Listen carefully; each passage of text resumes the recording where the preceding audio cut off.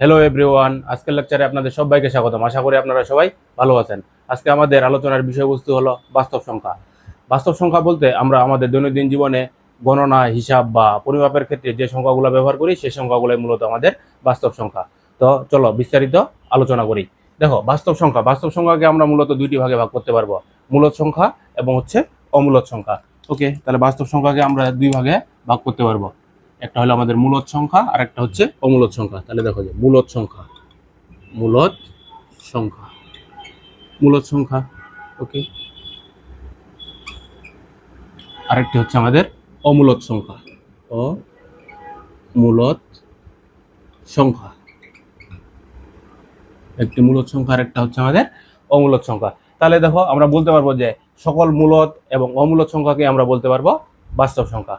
ওকে, তাহলে এবার দেখি আমরা হচ্ছে মূলদ সংখ্যা কোনগুলা, অর্থাৎ যে সংখ্যাগুলোকে আমরা পি ডিভাইডেড বাই কিউ আকারে প্রকাশ করতে পারবো সেই সংখ্যাগুলাই মূলত আমাদের মূলদ সংখ্যা। অর্থাৎ পি ডিভাইডেড বাই কিউ বলতে কি বোঝায়, অর্থাৎ আমরা হচ্ছে ভগ্নাংশ আকারে সংখ্যাগুলো যদি পাই, ধরো 4/3, তাহলে এই সংখ্যাটাকে আমরা পি ডিভাইডেড বাই কিউ আকারে প্রকাশ করতে পারছি, তাই এটা হচ্ছে আমাদের একটা মূলদ সংখ্যা। ঠিক আছে, ওইভাবে দেখো যে যদি 1/3 হয় তাহলে এটা আমাদের একটা মূলদ সংখ্যা। তাহলে দেখো যে যদি উপরে আমি ধরো 2 ধরি এবং নিচে আমরা 2 ধরি, তাহলে দেখো তো 2/2, তাহলে এটা আমরা করলে কত পাবো? পাবো হচ্ছে 1। তাহলে এই যে 1 হচ্ছে আমাদের একটা মূলদ সংখ্যা। ওকে, ঠিক আছে, ওইভাবে করে দেখো যদি আমরা ঋণাত্মক সংখ্যা পাই, যেমন ধরো -2, -3, তাহলে এই সংখ্যাগুলো হবে আমাদের মূলদ সংখ্যা। এমনকি আমাদের হচ্ছে 0, এই সংখ্যাটা হবে আমাদের মূলদ সংখ্যা। অর্থাৎ এই সংখ্যাগুলোকে আমরা পি ডিভাইডেড বাই কিউ আকারে প্রকাশ করতে পারবো। আর অমূলদ সংখ্যাগুলো কি? এই সংখ্যাগুলোকে আমরা পি ডিভাইডেড বাই কিউ আকারে প্রকাশ করতে পারবো না। তাহলে কি হতে পারে? যেমন ধরো যে অমূলদ সংখ্যা হতে পারে অসীম অনাবৃত সংখ্যা, অসীম অনাবৃত সংখ্যা। অসীম অনাবৃত সংখ্যা বলতে কি বোঝাচ্ছে? সাধারণত দেখো যে আমরা যদি একটা দশমিক সংখ্যা লিখি, তাহলে দশমিক বিন্দুর পরের যদি সংখ্যাগুলোর মধ্যে কোনো পুনরাবৃত্ত না ঘটে, তাহলে সেই সংখ্যাগুলোকে আমরা বলতে পারবো অসীম অনাবৃত সংখ্যা। আর অমূলদ সংখ্যা কি কি হতে পারে? যেমন ধরো যে সংখ্যাগুলো পূর্ণবর্গ নয় এমন সংখ্যার যদি আমরা বর্গমূল করি, তাহলে যে সংখ্যাটা পাবো সেই সংখ্যাটা হবে আমাদের অমূলদ সংখ্যা। যেমন ধরো 3 তো আমাদের হচ্ছে পূর্ণবর্গ সংখ্যা নয়, তাহলে 3 এর উপরে যদি আমরা রুট ওভার করি, তাহলে যে সংখ্যাটা পাবো সেই সংখ্যাটা হবে আমাদের অমূলদ সংখ্যা। অর্থাৎ এর দশমিক বিন্দুর পর সংখ্যাগুলোর মধ্যে কোনো পুনরাবৃত্তি ঘটবে না। ঠিক একইভাবে দেখো যে √2, হ্যাঁ, আমাদের আরেকটা মান জানি, দেখো যে পায়ের মানটা আমরা জানি কি যে 3.1416 dot dot dot dot dot, এভাবে করে এই সংখ্যাটা হচ্ছে চলতে থাকে এবং দশমিক বিন্দুর পরে কোনো সংখ্যাগুলোর পুনরাবৃত্তি ঘটে না। আরেকটা আমরা মান পেতে পারি, দেখো যে এটা হচ্ছে আমাদের একটা অমূলদ সংখ্যা। ওকে, তাহলে এবার আসি আমরা হচ্ছে আবার মূলদ সংখ্যায়। তাহলে দেখো, মূলদ সংখ্যাকে আবার আমরা হচ্ছে দুইটা ভাগে ভাগ করতে পারবো। কি কি? যেমন ধরো একটি হচ্ছে পূর্ণ সংখ্যা আর একটি হচ্ছে আমাদের ভগ্নাংশ সংখ্যা। দেখো যে পূর্ণ সংখ্যা, আরেকটি পাবো আমরা হচ্ছে ভগ্নাংশ, ভগ্নাংশ।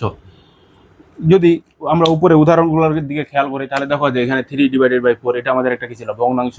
আবার দেখো 1, এই সংখ্যাগুলোকে এবং -2, 3, এই সংখ্যাগুলোকে আমরা বলতে পারবো পূর্ণ সংখ্যা। ওকে, তাহলে মূলদ সংখ্যাকে আমরা হচ্ছে দুইটা ভাগে ভাগ করতে পারবো, একটা হচ্ছে আমাদের পূর্ণ সংখ্যা আর একটা আমাদের হচ্ছে ভগ্নাংশ। ওকে, তাহলে দেখো পূর্ণ সংখ্যা কাকে বলে? পূর্ণ সংখ্যা বলতে বোঝায় যে ধনাত্মক, ঋণাত্মক এবং অঋণাত্মক সংখ্যারকেই আমরা বলবো পূর্ণ সংখ্যা। কি কি? যেমন ধরো যে একটা হচ্ছে আমাদের ধনাত্মক, ধনাত্মক, আরেকটা আমরা পেলাম হচ্ছে ঋণাত্মক, ঋণাত্মক, আর আরেকটা পাবো হচ্ছে আমরা অঋণাত্মক, ঋণাত্মক। ওকে, তাহলে ধনাত্মক, ঋণাত্মক এবং অঋণাত্মক সংখ্যাগুলোকে আমরা বলবো পূর্ণ সংখ্যা। তাহলে দেখো, ধনাত্মক সংখ্যা বলতে কি বোঝায়? ধনাত্মক সংখ্যা বলতে বোঝায় 1, 2, যেমন +1, +2, +3, এই সংখ্যাগুলোকে বলবো আমরা হচ্ছে ধনাত্মক সংখ্যা। আর ঋণাত্মক সংখ্যাগুলা, যেমন ধরো -2, -3, -4, এই সংখ্যাগুলো আমাদের হবে ঋণাত্মক সংখ্যা। আর অঋণাত্মক সংখ্যা বলতে কি বোঝায়? যেমন ধরো শূন্য সহ, শূন্য সহ ধনাত্মক সংখ্যা, ধনাত্মক সংখ্যা। শূন্য সহ যে ধনাত্মক সংখ্যা, অর্থাৎ এই যে শূন্য এবং হচ্ছে 1, 2, 3, এই সংখ্যাগুলোকে আমরা বলতে পারবো হচ্ছে অঋণাত্মক সংখ্যা। তাহলে ধনাত্মক সংখ্যার মধ্যে কিন্তু শূন্য থাকবে না, এই জিনিসটা আমাদের মাথায় রাখতে হবে। ওকে, তাহলে দেখো এবার ভগ্নাংশকে আবার আমরা হচ্ছে দুই ভাগে ভাগ করতে পারবো। একটা আমরা জানি যে কি সাধারণ ভগ্নাংশ। দেখো সাধারণ ভগ্নাংশ, সাধারণ ভগ্নাংশ, আরেকটাকে আমরা বলতে পারবো হচ্ছে দশমিক ভগ্নাংশ। দশমিক ভগ্নাংশ, দশমিক ভগ্নাংশ। ওকে, তাহলে দেখো যে সাধারণ ভগ্নাংশ, সাধারণ ভগ্নাংশ বলতে আমরা কি বুঝি? সাধারণ ভগ্নাংশ বলতে আমরা বুঝি প্রকৃত ভগ্নাংশ এবং হচ্ছে অপ্রকৃত ভগ্নাংশ। অপ্রকৃত ভগ্নাংশের যদিও আরেকটা রূপ আছে, সেটা হচ্ছে মিশ্র ভগ্নাংশ। ওকে, তাহলে দেখি সাধারণ ভগ্নাংশ বলতে আমরা কি কি বুঝি। সাধারণ ভগ্নাংশ বলতে আমরা দুইটা জিনিস বুঝি, একটা হচ্ছে আমাদের প্রকৃত ভগ্নাংশ, প্রকৃত ভগ্নাংশ, আর একটা হচ্ছে আমাদের অপ্রকৃত ভগ্নাংশ, অপ্রকৃত ভগ্নাংশ। অপ্রকৃত ভগ্নাংশের আরেকটা রূপ আছে, আমরা জানি সেটা হচ্ছে মিশ্র ভগ্নাংশ। একইভাবে দেখো দশমিক ভগ্নাংশ নিয়ে আলোচনা করি। তাহলে দেখো যে দশমিক ভগ্নাংশ হবে আবার দুই প্রকার। একটা হবে আমাদের সসীম অনাবৃত, সসীম অনাবৃত, আর একটা হবে অসীম আবৃত্ত। ওকে, তাহলে দশমিক ভগ্নাংশটাকে আবার আমরা দুই ভাগে ভাগ করতে পারবো, একটা হচ্ছে সসীম অনাবৃত্ত আর একটা হচ্ছে অসীম আবৃত্ত। তাহলে দেখো তো যে সসীম অনাবৃত্ত এটা আবার কি? দেখো যে সসীম অনাবৃত্ত বলতে বোঝাচ্ছে কি, ধরো তোমাকে বললাম যে 7/2, তাহলে এটাও তো একটা ভগ্নাংশ। তাহলে এই ভগ্নাংশটাকে যদি আমরা দশমিক ভগ্নাংশে লিখি, তাহলে দেখো কি পাবো, যে 7/2, তার মানে 3×2 = 6, তাহলে এখানে থাকবে 1, তাহলে এখানে দশমিক দিলাম, তাহলে এটা 0, তাহলে আমরা 5×2 = 10, তাহলে এখানে হচ্ছে ক্রস। তাহলে দেখো 7/2 এটাকে যদি আমরা ভাঙায় লিখি, তাহলে পাবো হচ্ছে 3.5। অর্থাৎ এই যে 3.5, এই দশমিকের পরে, দশমিকের পরে সংখ্যাগুলো হচ্ছে আমাদের সসীম থাকবে এবং এই সংখ্যাগুলোর কোনো পুনরাবৃত্তি ঘটবে না। তাহলে দেখো অসীম অনাবৃত্ত বলতে কি বোঝাচ্ছে? অসীম অনাবৃত্ত বলতে বোঝাচ্ছে যে কোনো একটা ভগ্নাংশকে যদি আমরা দশমিক ভগ্নাংশে পরিণত করি, তাহলে দশমিক বিন্দুর পরে সংখ্যাগুলোর পুনরাবৃত্তি ঘটবে। কিরকম? তাহলে একটা আমরা উদাহরণের সাহায্যে আবার দেখার চেষ্টা করি। তাহলে দেখো যে যদি আমি 10/3 এরকম একটা আমি ভগ্নাংশ লিখছি, তাহলে এই ভগ্নাংশটাকে ধরো যদি আমি দশমিক ভগ্নাংশে প্রকাশ করি, তাহলে কি পাবো, যে 10/3, তার মানে 3×3 = 9, 3×3 হচ্ছে 9, তাহলে এখানে 1 আসবে, তাহলে দেখো দশমিক শূন্য, আবার দেখো 3, তাহলে আবার 9, তারপরে দেখো আবার 1, তার মানে আবার একটা যদি শূন্য নেই তাহলে আবার 3 থাকবে, আবার 9, দেখো যে 1, আবার যদি আরেকটা শূন্য নেই তাহলে আবার 3। অর্থাৎ এভাবে করে দেখো যে 3 দ্বারা যদি আমরা 10কে ভাগ দিতে থাকি, তাহলে কিন্তু পরপর আমরা একই সংখ্যাগুলো, অর্থাৎ এই যে দেখো 3 এই সংখ্যাগুলো আমাদের বারবার চলে আসতেছে।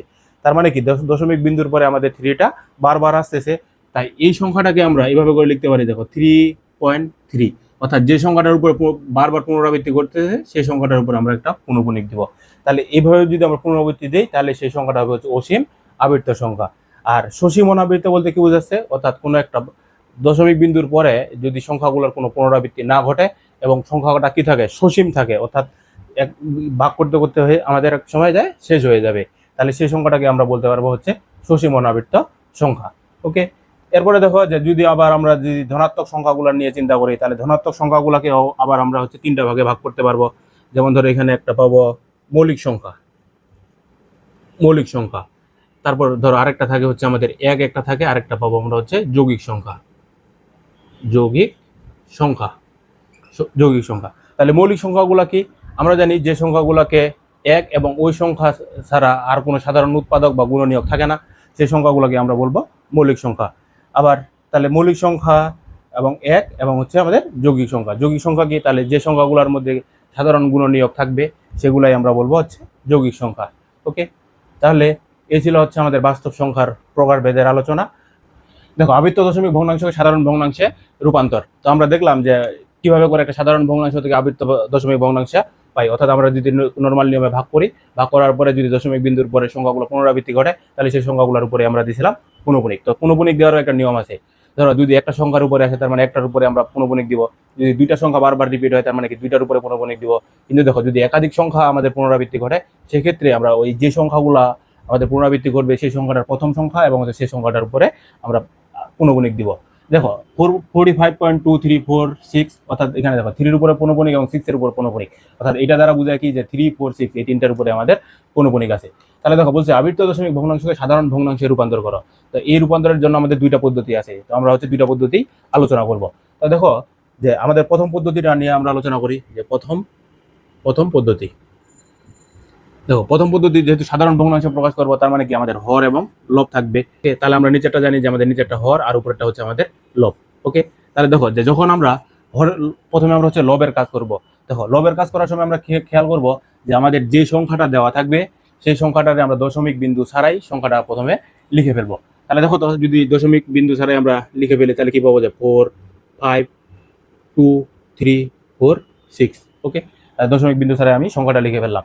এরপরে আমরা কি করব, এখান থেকে হচ্ছে মাইনাস করব, ওই সংখ্যাটাতে অনাবৃত অংশের যে সংখ্যাটা পাবো সেই সংখ্যাটাকে আমরা বিয়োগ করব। তাহলে দেখো যে 3 4 6 এই সংখ্যাটা কি ছিল, আমাদের আবৃত সংখ্যা ছিল।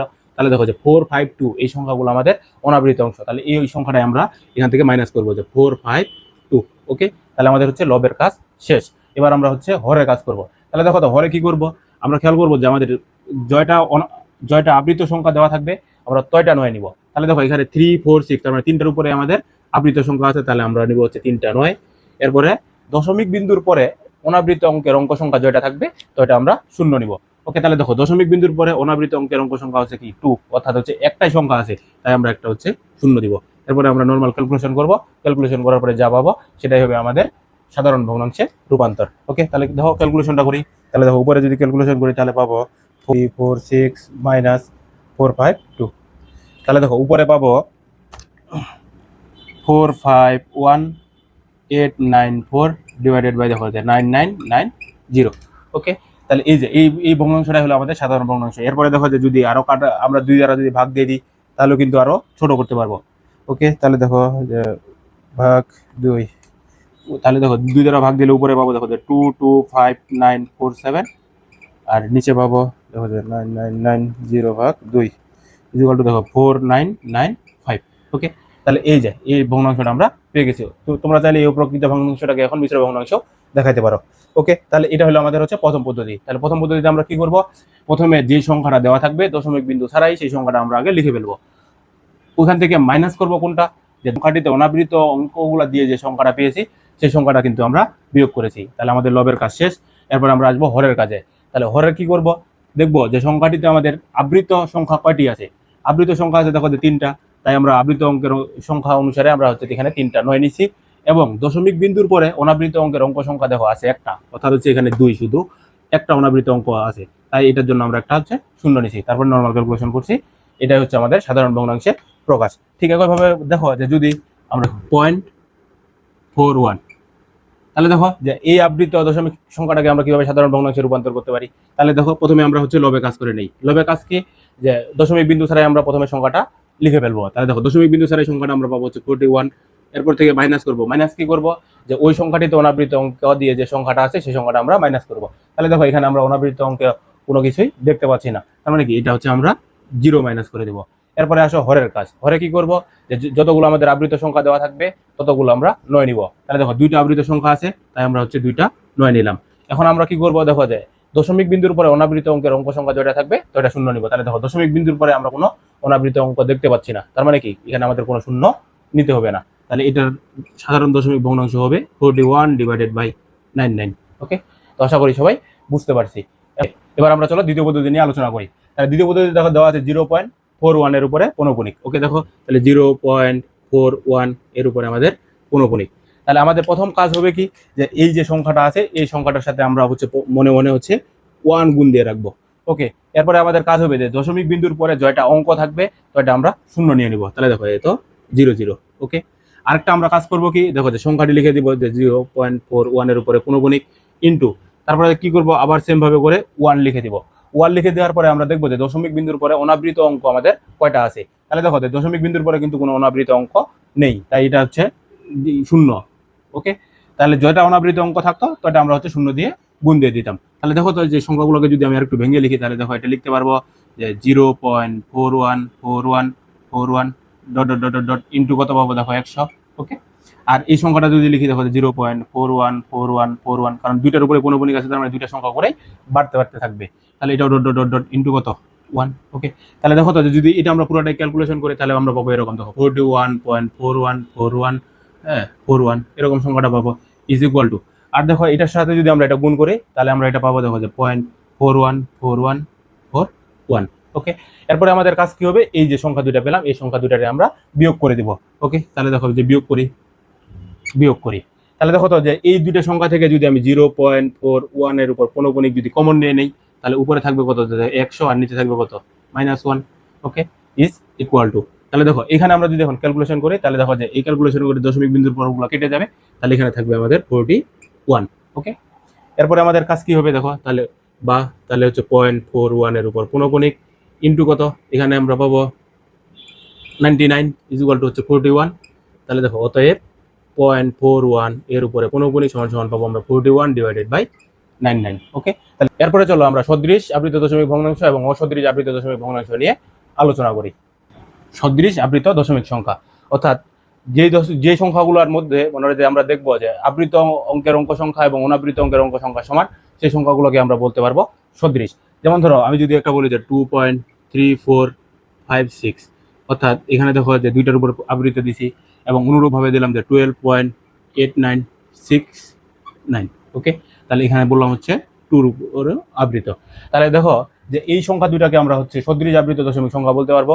কারণ কি, এর দশমিক বিন্দুর পরে দেখো যে আবৃত অঙ্কের অঙ্ক সংখ্যা, এখানে বলি যে দেখো আবৃত অংশের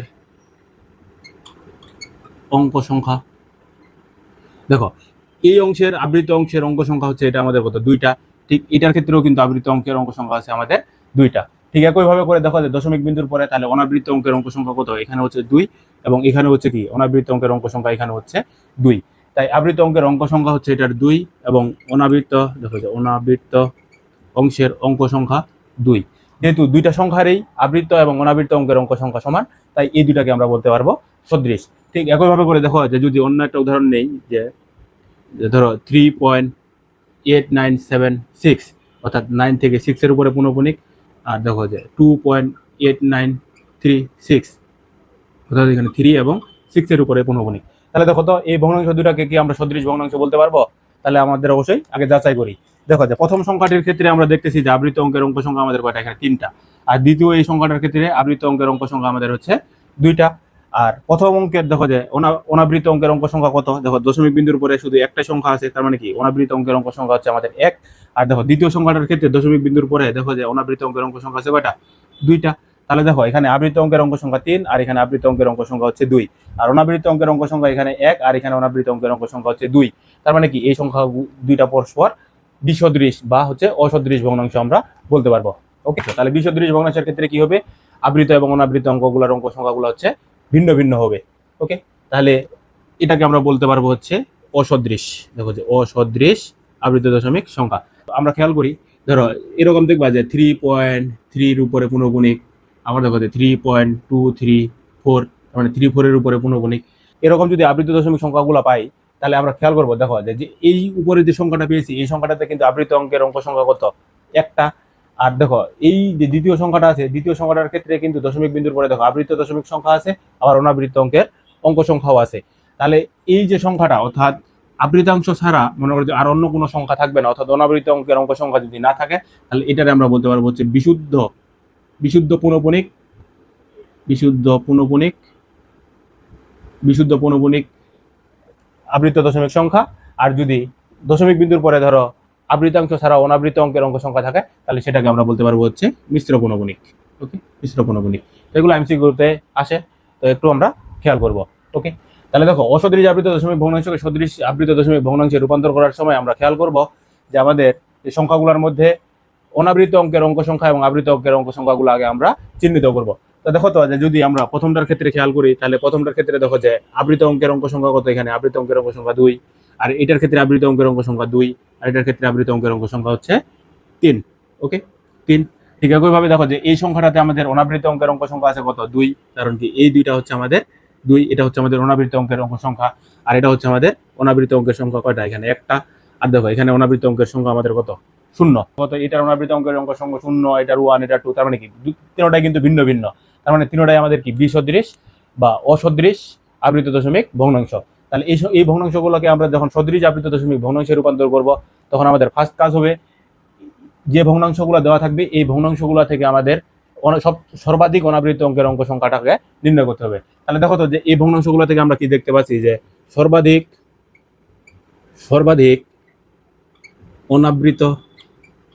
অনাবৃত অংশের অঙ্ক সংখ্যা, সর্বাধিক অঙ্কের অঙ্ক সংখ্যা আমরা কত পেয়েছি, এখানে 2 পেয়েছি। এবং আবৃত আবৃত এবং আবৃত অংশের অঙ্ক সংখ্যা হবে, দেখো যে যে সংখ্যাগুলো দেওয়া থাকবে ওই সংখ্যাগুলোতে যে আমরা আবৃত সংখ্যা পাবো ওই সংখ্যাগুলোর হচ্ছে লসাগু সমান। তাহলে দেখো আবৃত অংশের অঙ্ক সংখ্যা হবে 2, তারপর এটার ক্ষেত্রে দেখো 2 ও, আর এটার ক্ষেত্রে আমাদের আবৃত সংখ্যা পেয়েছি হচ্ছে 3 এবং এবং 3 এর লসাগু লসাগু। তাহলে দেখো 2 2 এবং 3 এর লসাগু আমরা পাবো কত 6। ওকে 6, অর্থাৎ আমরা অসদৃশ আবৃত দশমিক ভগ্নাংশ থেকে যে সদৃশ আবৃত দশমিক ভগ্নাংশে রূপান্তর করব সেই সেই সংখ্যাগুলোতে আমাদের কি হবে যে অনাবৃত অঙ্কের অঙ্ক সংখ্যা থাকবে হচ্ছে 2টা করে এবং আবৃত অঙ্কের অঙ্ক সংখ্যা থাকবে হচ্ছে 6টা করে।